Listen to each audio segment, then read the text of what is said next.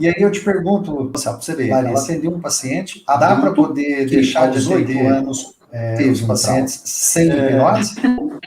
E aí, se a doutora Larissa, ela recebe um paciente desse e ela não está preparada, qual que seria, Larissa, a tua conduta clínica com um paciente desse? Como é que você, o que você iria fazer? Esse mesmo paciente, a primeira vez que eu recebi no consultório, eu não tinha o curso de hipnose ainda. Então, eu pude realmente comprovar o quanto eu melhorei, né? Para conseguir cuidar desse paciente. E como é que você fez antes da hipnose? Então, eu usei essa mesma linguagem que o senhor falou agora há pouco, infantil, né?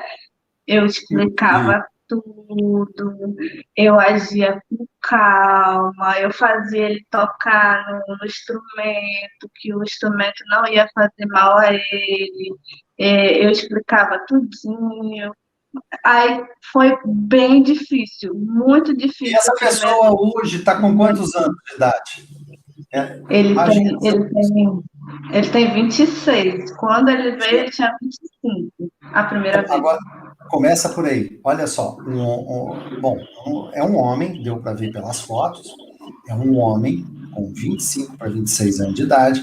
E aí você, primeiro, você tem que se expor e mostrar que homem tem medo, que é frágil. E já começa assim, ele já começa se sentindo diminuído, quase que chega à beira da humilhação para o homem. Começa por aí. Segundo, aí você, para poder conduzir o processo, vir com uma linguagem infantilizada para um homem de 25 anos de idade, barbado já.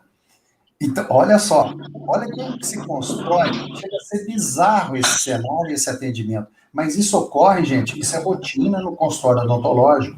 Eu trabalhei muitos anos numa instituição militar e eu tinha que usar, às vezes, a linguagem infantilizada para alguns, marmanjo para militar, porque morriam de medo de chegar quase a ter. A gente tem o famoso termo usado por dentista de lipotimia, que é já o prenúncio de desmaio, baixa pressão, a pessoa ficar branca, né? Então, nós temos algumas manobras que nós podemos fazer, uma delas para o dentista é o Trendelenburg, porém, às vezes só isso não basta. A pessoa demora para voltar. Tá, e aí você usou linguagem, eu tô curioso, essa linguagem infantilizada. E aí, Larissa, como é que era o seu resultado? Punha na cadeira, começava a querer tratar. Primeiro, você conseguia colocar na cadeira?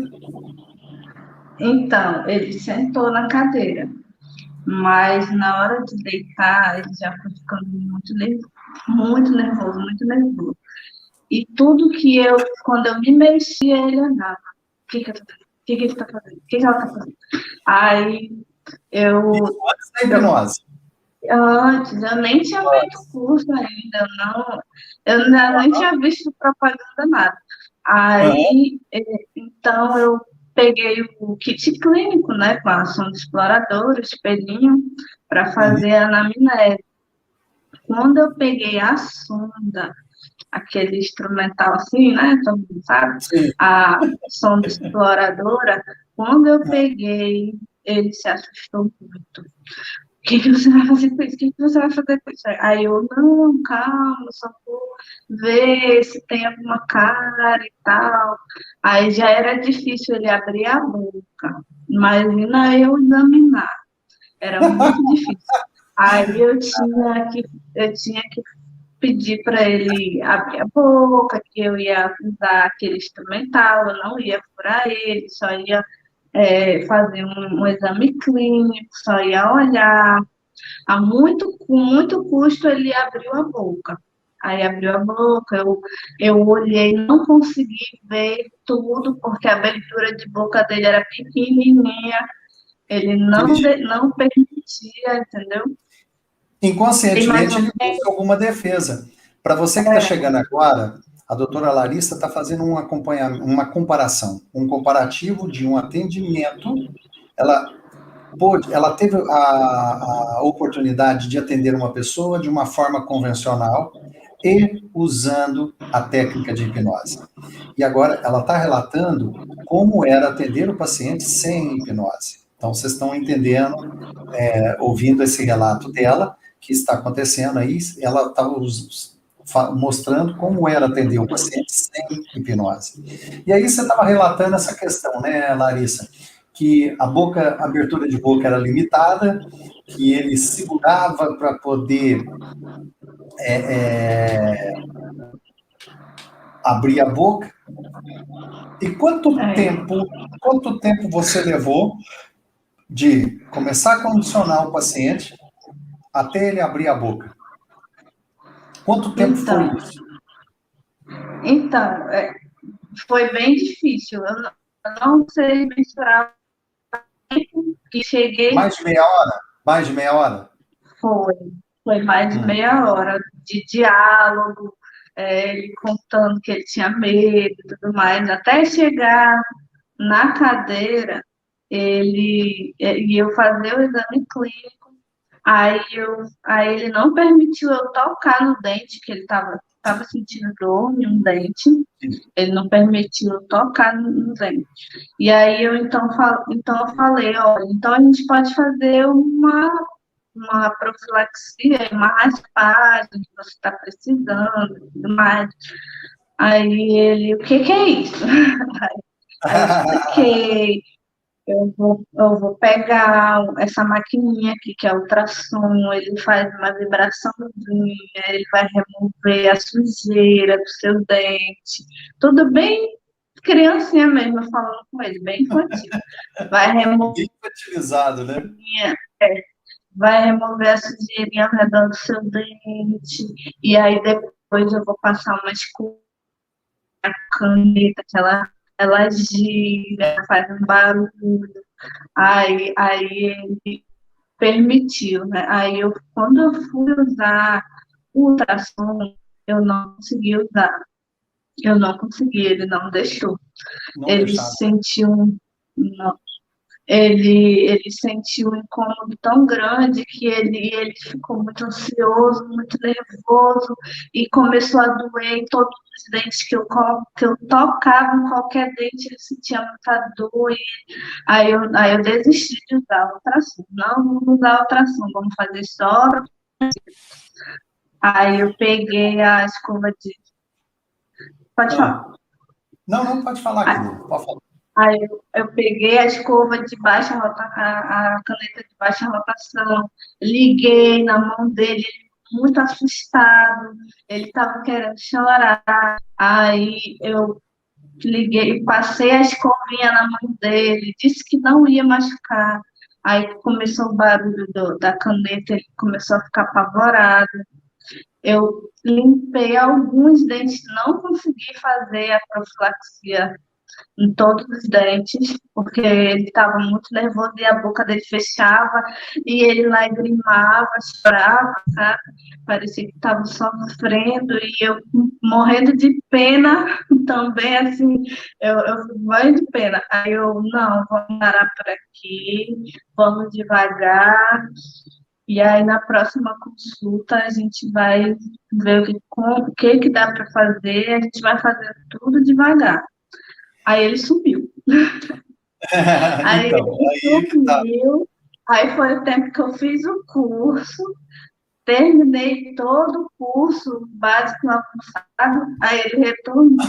Aí eu pude ter uma outra abordagem. Aí muda, aí é outra história. Então, olha só, por mais que o profissional ele procure fazer de uma forma mais humana, mas é muito empírico. Essa condução acaba sendo empírica.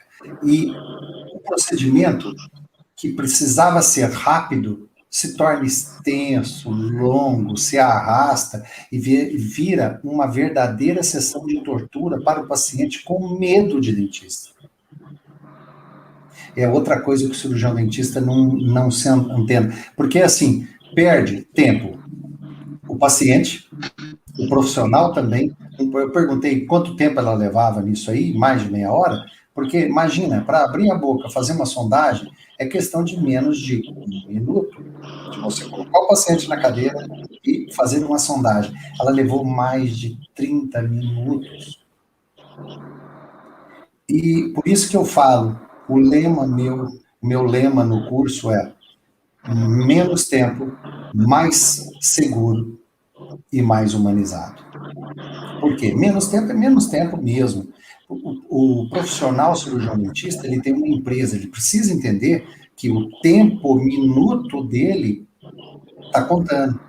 Ele, atendendo ou não, o cirurgião dentista tem, por minuto, uma despesa para manter o consultório. Ou seja, o consultório é uma empresa. Só que vai a toque de caixa, senta aí logo, vamos. Não, não é assim. O produto, a prestação de serviço é saúde. Saúde. E não dá para tratar o ser humano de qualquer maneira, a toque de caixa. Não é assim que funciona. Nem bicho a gente deve fazer isso. Agora, com mais segurança. Por que mais seguro? Porque ela abre a boca do paciente, leva a sonda milimetrada, ele gira o rosto com força, rápido, e ela perde o controle do movimento, ela pode machucar. Agora, imagina com alta rotação, com bisturi, com uma agulha, na hora que você está dando uma anestesia, e você fratura... Oi? Perdão? E você fratura uma agulha na hora do momento da anestesia, que é um momento muito delicado. Então, precisa ter segurança. Você precisa saber que a técnica que você conhece, que você está colocando a favor do teu paciente, é para ter o controle do seu paciente. Não é para mandar e manipular, mas é para manter o controle mesmo. E isso todos os alunos do curso Hipnose para Dentistas aprendem mesmo. Olha, você precisa ter voz de comando, você precisa manter a autoridade, você precisa ter o controle do atendimento. Mas não é para poder massacrar, pelo contrário, é para você ajudar a pessoa a vencer algumas etapas, vencer algumas barreiras. E o medo, como eu já falei no início da live, existe o medo real e irreal, controlável ou incontrolável. O incontrolável ou incontrolável são as fobias. E quando você tem um medo, uma fobia, isso é patológico. O medo não é patológico. Medo é tranquilo. Mas fobia é patológico. Necessita tratamento. E a doutora conseguiu. A doutora conseguiu porque ela aprendeu, ela foi treinada para isso. Ou seja, quando houve a oportunidade, no primeiro momento ela atendeu esse paciente, ela não tinha o conhecimento que ela tem hoje, que é o uso da hipnose na odontologia. E ao aprender isso, ela pôde fazer uma manobra, um procedimento chamado ressignificação. O que é ressignificar? Na ressignificação, obrigado mesmo, pessoal aí da odontologia sem medo, sejam muito bem-vindos. E o ressignificar, o que significa isso? Tá? A PNL usa muito, mas na psicologia cognitivo-comportamental, nós extinguimos porque para poder entender melhor, tá, gente? Vamos lá. Todo estímulo que nós recebemos, eu estou aqui pegando meu copo d'água e vou tomar a minha água agora. Eu refresquei a minha garganta, meu lábio estava seco. Opa, eu fiz uma conexão. Porque através da minha percepção gustativa e sensorial, eu pude refrescar a minha garganta. Então eu estabeleci para a minha mente, toda vez que eu falar um copo d'água, eu vou ter a sensação que eu acabei de ter agora. E esta sensação, eu associo uma emoção, que pode ser de prazer ou de pavor, pode ser positiva ou negativa. Quando você faz isso, você, na percepção que você tem, você associa, por isso que nós ouvimos uma música, aí lembramos daquela namorada, ou do namorado lá do passado, tinha um relacionamento, quando comemos um bolo, lembramos da comida da mamãe, né? Ou um bife com cebola. Então, assim, ou um colo, um abraço, né? Você lembra lá do colo da mamãe? Por quê? Nós estabelecemos uma percepção. Ao estabelecer essa percepção, tem um cunho, toda percepção vai ter um cunho emocional, toda ela, que pode ser positivo ou negativo. E dependendo do momento da vida e do momento que ocorreu, vai ancorar, vai estabelecer uma emoção negativa. E a ressignificação é isso, é um protocolo de procedimento que o profissional dentista que faz o curso de hipnose aprende a usar dentro do consultório. E foi o que a doutora Larissa fez, e ela, a partir de agora, vai nos contar qual foi o procedimento, como que ela fez, sabe? Porque, assim, você faz uma anamnese, e eles aprenderam a fazer anamnese, não é anamnese de dentista, é uma anamnese de cunho psicológico.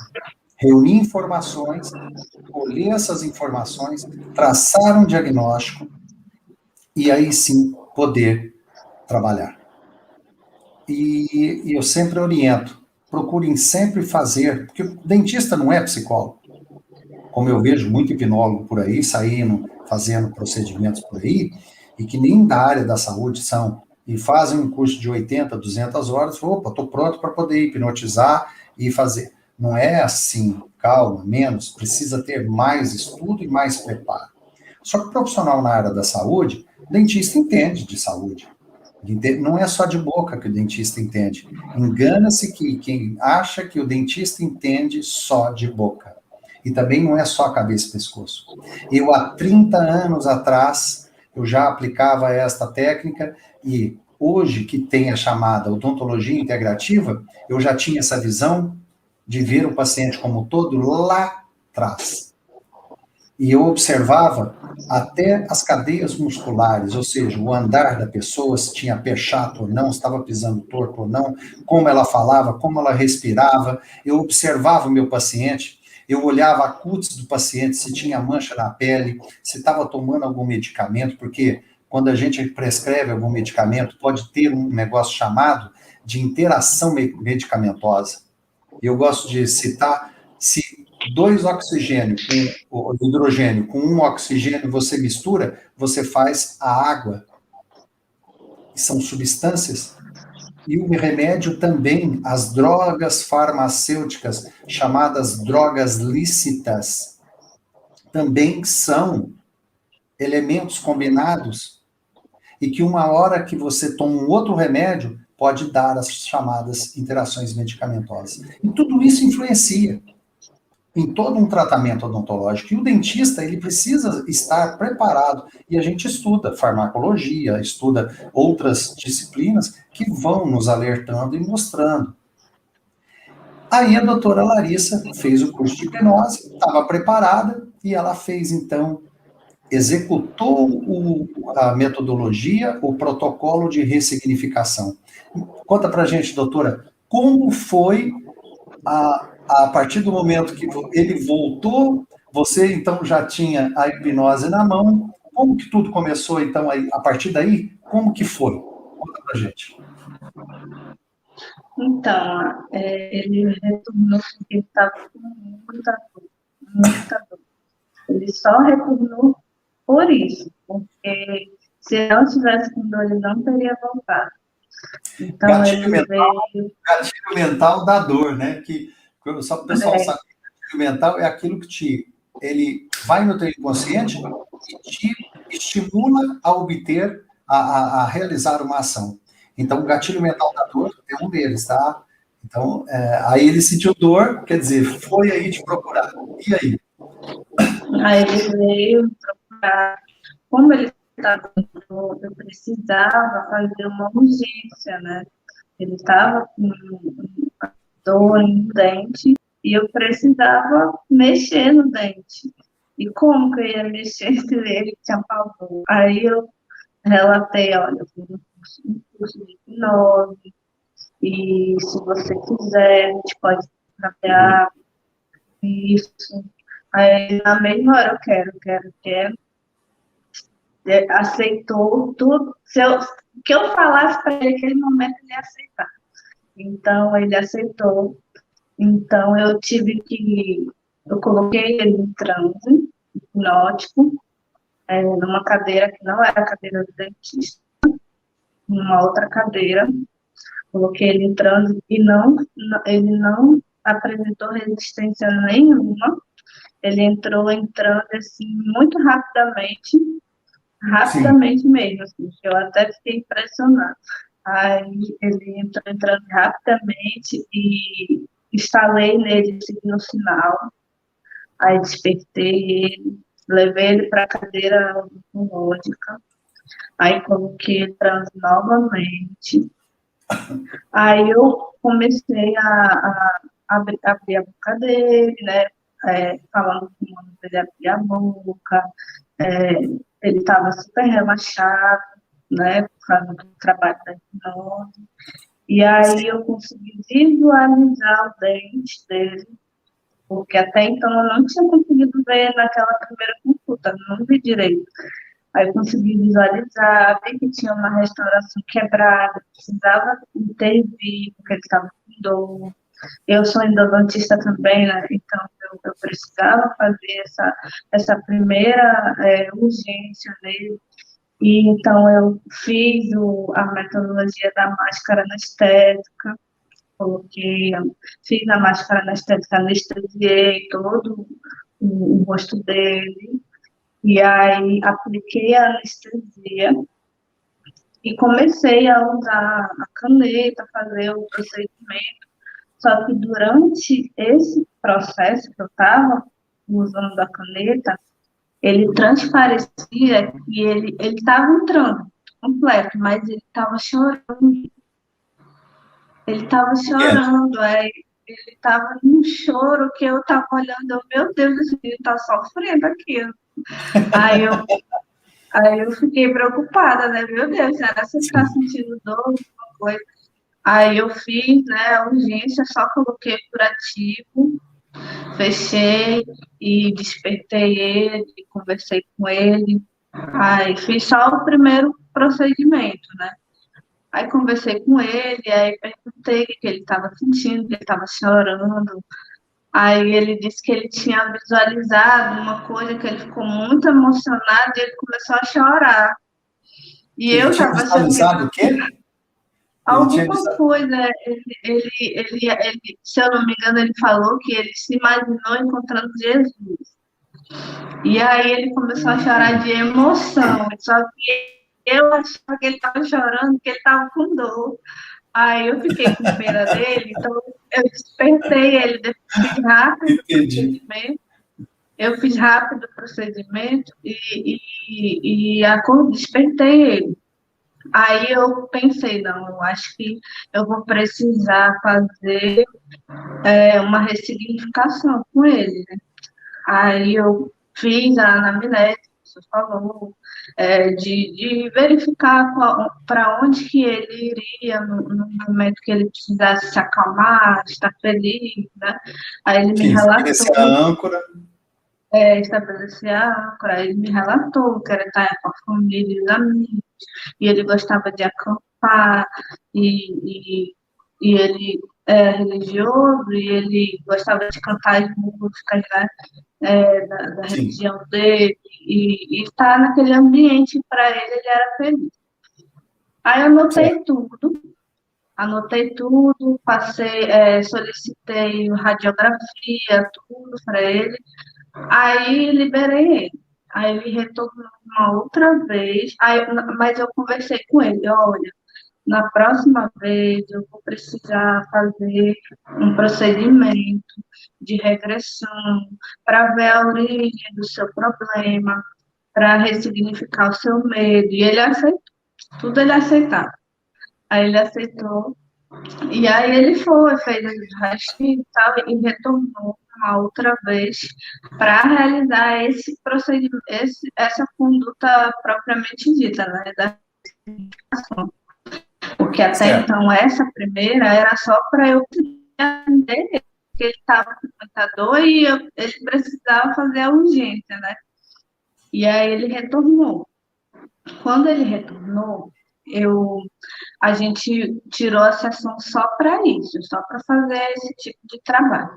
Aí eu coloquei ele em transe novamente, na cadeira odontológica. Como eu tinha instalado o signo, o sinal nele, já era mais fácil, já... Bem que ele não deu problema nenhum. Ele entrou em transe novamente. Aí eu levei ele para esse lugar que ele gostava, que ele se sentia bem, que ele se sentia feliz com os familiares dele. Essa sensação boa, né? No acampamento, que ele gostava de acampar. Aí fiz ele sentir toda essa emoção, essa sensação de paz, né? De tranquilidade e feliz. E depois que ele sentiu essa referência, né? Essa âncora, eu levei para o consultório e falei para ele que todo aquele sentimento ruim que ele colocasse no envelope, e aí ele colocasse tudo lá dentro, ele selasse bem, aí voltasse para o acampamento, jogasse a fogueira, né, para destruir todo aquele sentimento, e no lugar daquele sentimento, ele veria aquele sentimento de paz, de tranquilidade, de felicidade que ele estava vivendo no acampamento com a família dele. Você transmutou o sentimento, a emoção que ele tinha negativa, né? E colocou um sentimento positivo. Que bacana, é isso aí. Você fez o protocolo. Mas ainda não terminei, não. Eu sei. Eu continuo, você quer falar alguma coisa? Não, fica tranquila, querida. Pode falar.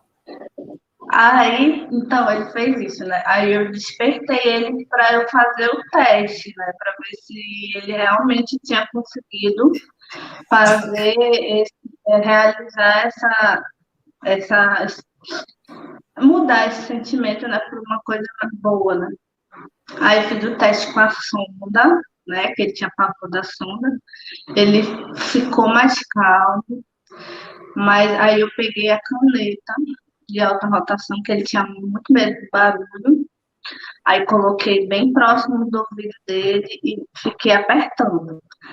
Aí fiquei apertando um tempão. Aí deixou a caneta cantar. Deixei a caneta cantar.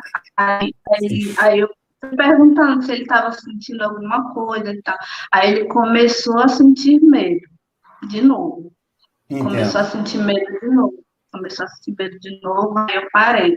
Aí então nós vamos fazer realmente uma regressão para você ir na origem do seu problema. Aí ele aceitou e tudo mais. Aí foi que eu iniciei, coloquei ele em transe novamente no mesmo dia, logo em seguida, né? Coloquei ele em transe novamente, coloquei ele em transe novamente. E aí fiz aquele procedimento. Eu conto agora? Não. Eu conto? Não. Não, essa parte não. Tá não. Porque assim, sabe o que é? Porque como é um vídeo que vai ficar na internet, e às vezes sempre tem os aventureiros, né?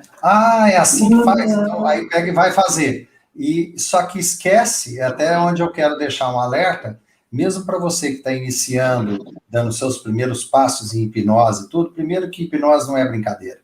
A gente, quando vai, tanto é que eu alerto muito aos cirurgiões dentistas, os alunos do meu curso, tanto é que a doutora Larissa aprendeu isso no curso avançado, ela não aprendeu no curso básico. E eu digo assim, que quando você vai fazer uma regressão, o processo de ressignificação, você pode fazer com a pessoa até consciente, não tem problema nenhum. Agora, a regressão de idade, para você, então, aí sim, fazer um processo mais intenso, você, ao fazer a regressão de idade e fazer as ressignificações, vai surgindo conteúdos. E você precisa, abriu a porta, você precisa fechar essa porta. Ou seja, você precisa terminar o processo. Não dá para deixar para a próxima sessão. E, às vezes, você pode se deparar com algo extremamente complexo e que vai levar horas. Uma sessão pode durar 5, 6, 7 horas de ressignificação usando hipnose. Então, não é para qualquer um pôr a mão. Tomem cuidado, e é um alerta para quem...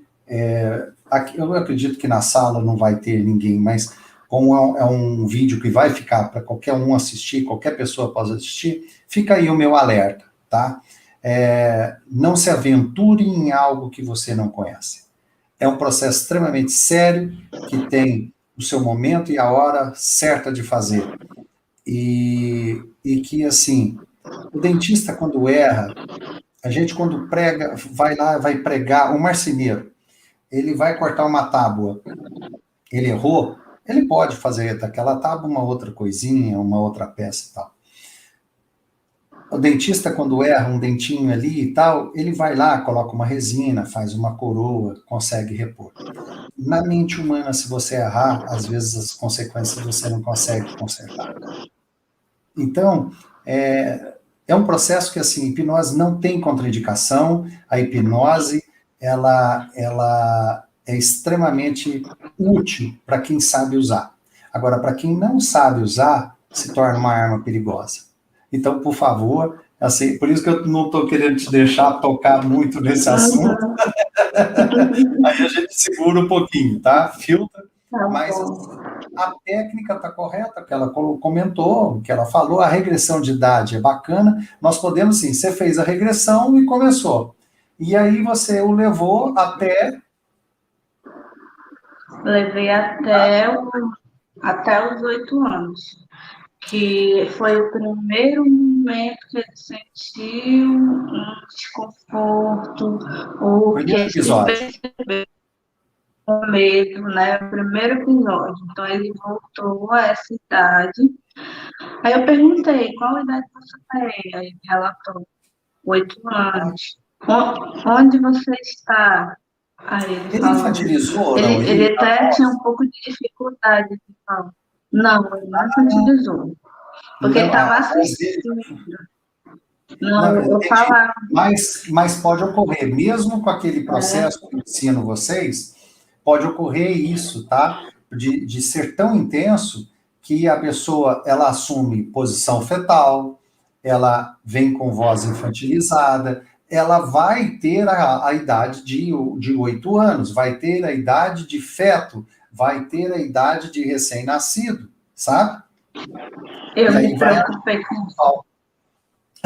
Eu me preocupei com isso e eu falei mesmo para ele: você não está vivendo, você está assistindo. Então, eu tive um pouco de medo dele passar por Mas você isso. não Aí, blinda.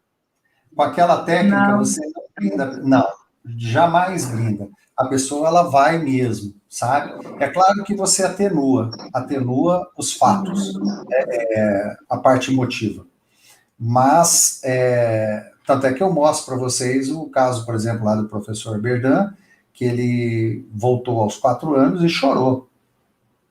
Mesmo sendo algo bom e positivo, mas ele chorou, ele viveu aquilo.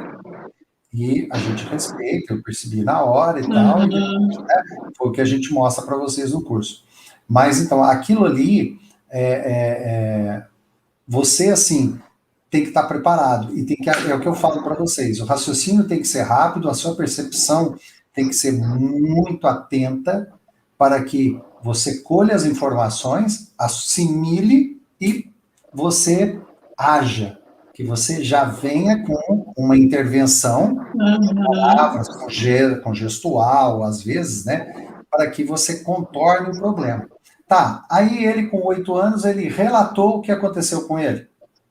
sim, relatou. Então, aí eu perguntei, né, qual idade você tem, onde você está? Ele falou no consultório. Aí eu perguntei, quem está com você? Aí ele falou que era a mãe dele e a dentista. Aí eu perguntei como era esse lugar, as características do ambiente. Aí ele relatou as cores das paredes, a cor da cadeira, um lugar que era um consultório odontológico, né? Eu não me recordo das cores que ele falou, mas ele disse as cores da parede, as cores da cadeira. Aí eu perguntei, você pode ouvir o que elas estão falando? Aí ele disse que não, porque ele estava nervoso, ele não conseguia ouvir o que elas estavam falando, mas elas estavam conversando. Vem cá, ele fez submodalidades, né? Porque ele relata cores e tudo mais. Que eu falei das submodalidades para vocês. As modalidades, submodalidades. Para você que está assistindo, o que significa isso? Vamos tomar um café. E o café pode estar azedo ou doce, frio ou quente. Essas são submodalidades. A música está alta, está baixa. Tá quente, tá frio. Isso são submodalidades. Tá, então você falou que as cores, ele deu alguma tonalidade às cores? Estava intensas, estava fracas? Como é que estavam essas cores? Ele relatou alguma coisa? Não, ele só falou a cadeira era amarela, eu só lembro da cadeira. E as paredes eu não lembro a cor que ele falou, era só... Ah, tá. Ele só tocou no assunto da cadeira, né? Exatamente. Aí eu perguntei o que ele estava fazendo lá. Aí ele disse que ele tinha ido lá para fazer um procedimento, que ele achava que era uma restauração. Aí ele falou, aí eu perguntei, o que aconteceu para você sentir isso? Aí ele falou que a doutora aplicou anestesia nele e era esse mesmo dente que eu tinha mexido, era o mesmo dente que eu acho que era que eu estava tratando. E eu não sei se era o tecido, mas era nessa mesma região. Então, para ele, era o mesmo dente, né? Para o subtexto dele era o mesmo dente. Acredito que era descido muito antes. Uhum. Aí ele falou que ela aplicou anestesia, ele ficou adormecido e ela iniciou a perfuração do dente com a broca, né? Ela iniciou, mas chegou um ponto que começou a doer. Ele relatou, chegou um ponto que começou a doer. Aí eu perguntei, mas você não falou para ela que estava doendo? Aí ele disse, eu não consegui. E ele disse que ele estava com os braços colados no corpo e ele foi ficando nervoso e ele não conseguia se mexer e dizer que estava doendo, ele não conseguia. E aí ele aguentou aquela dor terrível até quando ela terminou. E ele chorava, mas ele ficava imóvel. E aí isso, né, ficou gravado no subconsciente dele. Ele associou ao barulho que ele ouvia o barulho muito mais alto do que era o real, né?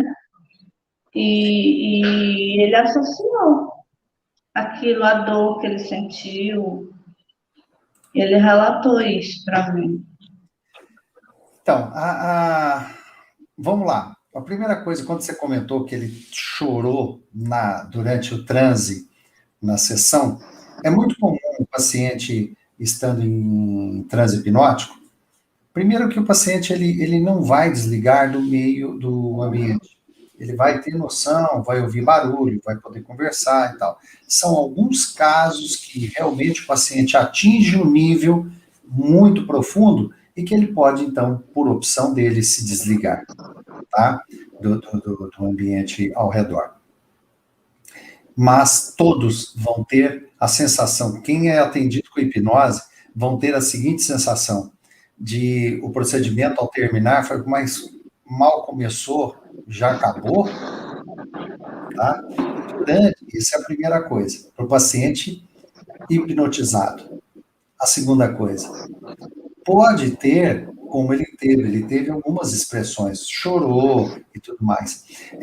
Às vezes é interessante porque a gente está operando o paciente hipnotizado e ele está se debatendo, se mexendo, e a gente tem a impressão de que ele está sofrendo. Esquizofrênico, nesse caso, a mente dele está em outra dimensão. E se você faz o processo da analgesia, que é a máscara anestésica, de forma correta, o paciente vai sentir dor nunca. Ele não vai sentir nada.